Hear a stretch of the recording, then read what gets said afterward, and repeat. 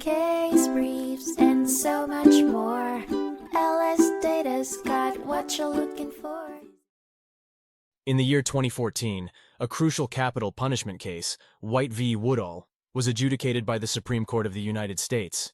It centered on one significant aspect: the constitutional right of silence, reflecting the idea that an individual charged with a crime mustn't be prejudiced by their silence during the penalty phase of their trial. The case involved Robert Woodall, who was convicted and sentenced to death for the heinous rape and murder of a 16-year-old high school student. Unmistakable evidence such as fingerprints, bloodstains on his clothing, and incriminating DNA made his connection to the crime undeniable. Following his conviction, Woodall requested the trial judge to direct the jury not to infer guilt from his decision to remain silent.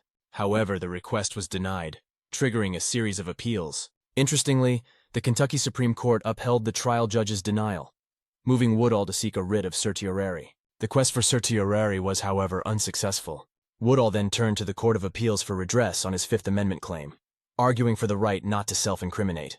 In a turn of events, the Court of Appeals granted Woodall's habeas corpus petition, viewing the denial as an unreasonable application of relevant law.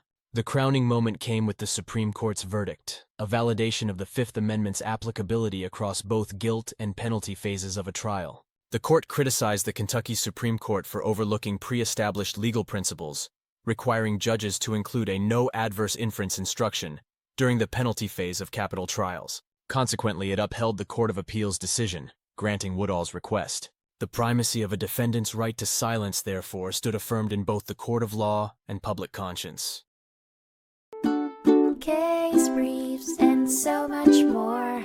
LSData's got what you're looking for. Visit lsd.law, elevate your mind, leave the stress of class.